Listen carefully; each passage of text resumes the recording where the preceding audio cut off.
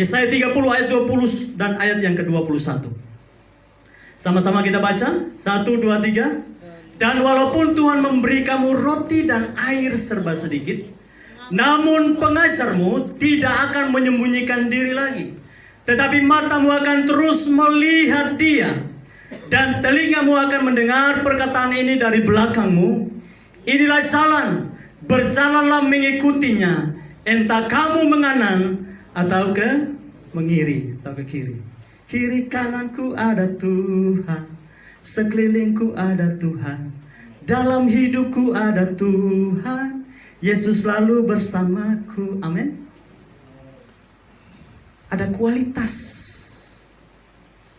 Kualitas ketika Tuhan izinkan situasi yang sulit ini, saudara.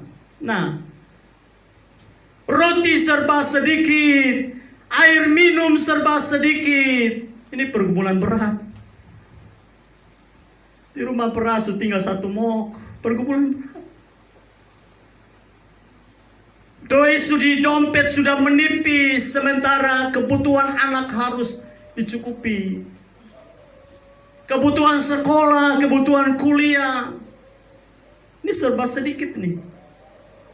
Siapa yang kasih? Siapa yang izinkan? Tuhan yang izinkan. Ketika Tuhan izinkan kita mengalami situasi ini, Tuhan memberi kamu roti dan air serba sedikit. Kualitas iman kita akan teruji di situ. Tetapi Alkitab katakan dia tidak pernah meninggalkan kita. Dia tidak pernah meninggalkan kita. Orang yang memiliki kualitas iman yang baik akan terus melihat kepada siapa? Halo? Perhatikan. Akan terus melihat kepada Tuhan.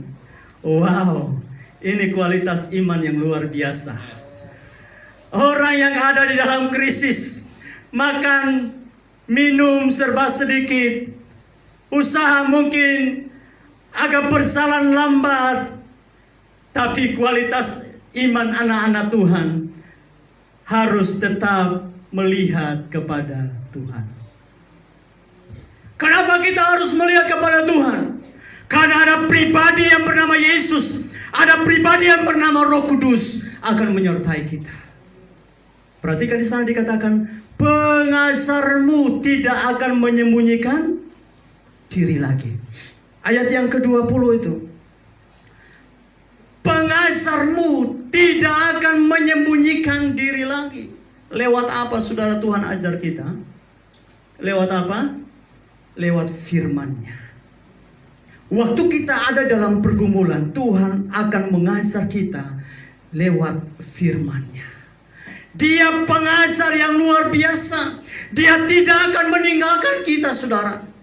Dia tidak akan meninggalkan kita. Pengajarmu tidak akan apa? Menyembunyikan diri.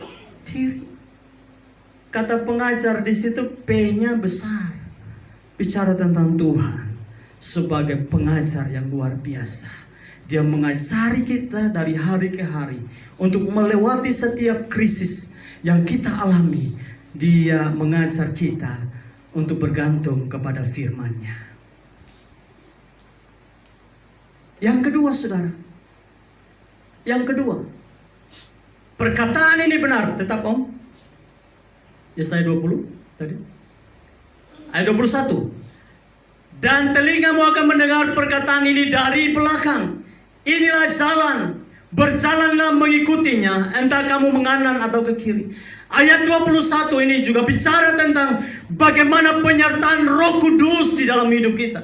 Mungkin di saat kita mengalami krisis, mata jasmani kita tidak bisa melihat jalan ke depan. Semua mungkin sudah tertutup. Tapi Alkitab katakan, mata rohanimu harus terbuka untuk mendengar Roh Kudus bicara. Apakah engkau harus ke kanan atau apakah engkau harus ke kiri? Roh Kudus akan menuntun kita. Kita butuh Roh Kudus, saudara. Kita butuh firman dari pengajar. Allah mengajar kita lewat firman-Nya. Kita juga butuh tuntunan Roh Kudus untuk menyertai kita di dalam perjalanan hidup kita kemanapun kita pergi.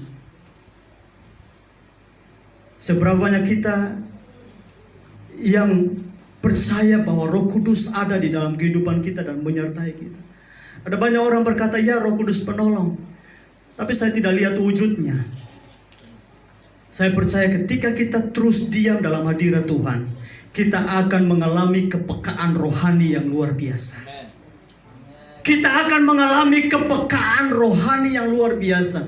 Telinga rohani kita akan mendengar dengan pasti bahwa Yesus bicara dengan kita, Roh Kudus bicara dengan kita. Kalau kita ada di dalam Kristus, kita terus diam di dalam hadiratnya, kita terus menyerahkan hidup kita untuk diajar oleh firman-Nya, Roh Kudus akan menuntun kita. Apakah kita harus ke kiri atau apakah kita harus ke kanan? Tuhan dengan kekuatan rohnya akan menuntun hidup kita. Amin.